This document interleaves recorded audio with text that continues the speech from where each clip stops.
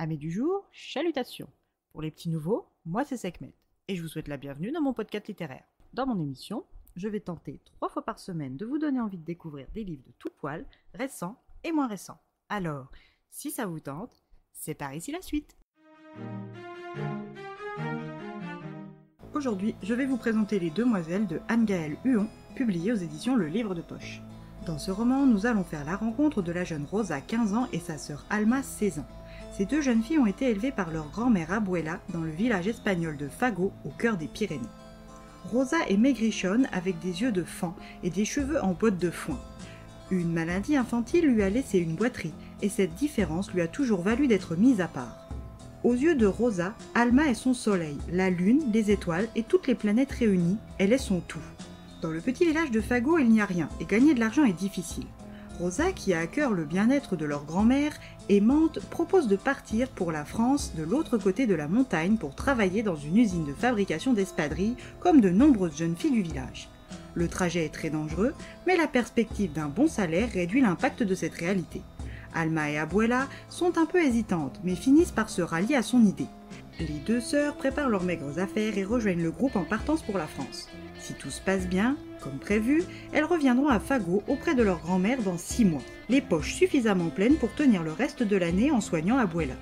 Les premiers jours d'octobre 1923, les deux sœurs, accompagnées d'une dizaine de filles dont Carmen, l'aînée du groupe, entament leur premier voyage vers la France et le village de Moëlan.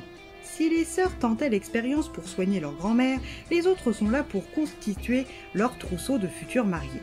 Dans le groupe féminin, un berger aux yeux verts et aux larges épaules du nom de Pasquale. Rose ne se prive pas de le détailler durant certains passages que sa mauvaise jambe lui rend difficile. Le jeune homme n'est pas indifférent et le voyage leur permet de faire connaissance sans pour autant s'engager. Pasquale va en Argentine et accompagne le groupe de Rosa jusqu'en France avant de rejoindre la côte. Arrivée devant le pont des Enfers, Rosa hésite et Alma encore plus. On disait que la forêt était peuplée d'elfes et que des choses horribles s'y produisaient. Sur le pont, la rencontre d'une drôle de femme hurlante n'a pas participé à rassurer les deux sœurs, ni les autres hirondelles d'ailleurs. Après une courte nuit, la marche la plus rude commence seulement. Pour éviter les contrôles, il faut prendre un chemin tortueux et accidenté au bord d'un ravin. C'est sur ce chemin escarpé que la vie de Rosa va basculer. Alma tombe dans un éboulement, emportant avec elle une grosse partie de l'âme de Rosa. Son arrivée au village français, Rosa n'en a que de souvenirs indirects racontés par les autres, car son choc était tel que son corps s'est arrêté et son esprit aussi. Carmen et Jeannette, la petite fille des logeurs des saisonniers, se sont occupées d'elle jusqu'à son réveil. Pas le temps pour elle de s'appesantir sur ses peines, elle doit collecter de l'argent, donc travailler. Elle arrive à l'usine Guerrero où un affreux bonhomme, le contremaître Sancho, l'accueille. Dans l'atelier, 2 tables occupent toute la longueur avec de chaque côté des dizaines d'ouvrières.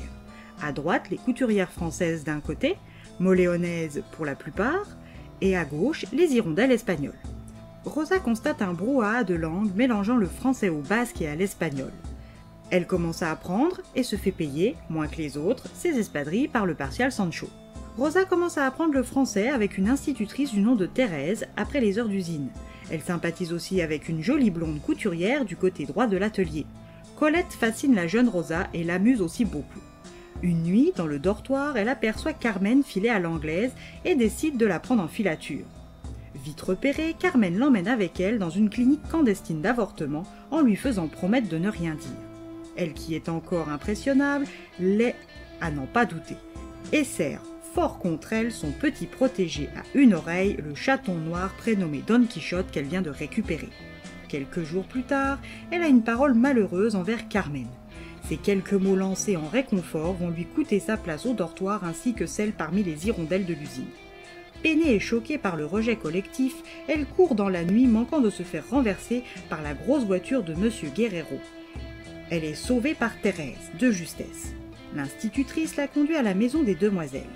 Elle y retrouve Colette et y découvre Marie-Claude, dit Vera, une grande femme brune au port altier et d'un âge certain, Lupin, le majordome colossal à la peau ébène et au sourire rassurant, Bernadette, la cuisinière tout en rondeur, et Gédéon, le cacatoès grivois de la demeure. La nouvelle vie de Rosa est sur le point de se mettre en route. Elle continue de travailler et de dessiner des modèles plus esthétiques d'espadrilles, tout en apprenant à connaître ses nouveaux colocataires. Les premières fois sont nombreuses depuis qu'elle a emménagé dans la maison des demoiselles et la saison touche bientôt à sa fin quand, déterminée à ne pas repartir à Fago, elle demande à son patron de la garder.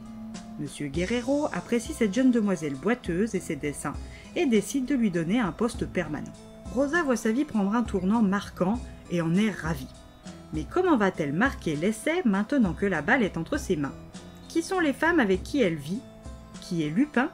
Reverra-t-elle Pasquale un jour, celui qui enflamme ses rêves? À vous de tresser les cordes du destin de Rosa comme on tresse la corde des espadrilles pour obtenir vos réponses.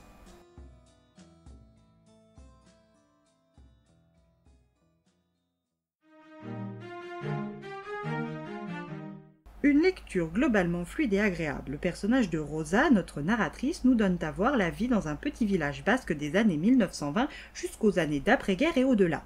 À travers ses yeux et son parcours, elle nous conte une histoire de femme résiliente, forte et résolument éprise de liberté, dans un monde où le patriarcat est encore sans limite. Et bien voilà, j'en ai fini pour aujourd'hui. J'espère que cet épisode vous aura plu et vous aura donné des nouvelles idées de lecture.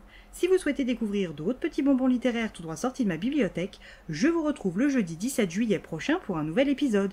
Et si d'ici là je vous manque de trop, n'hésitez pas à me rejoindre sur mon compte Instagram, @leslecturesdeSekhmet. Sur ce, chalut les amis, et à la prochaine!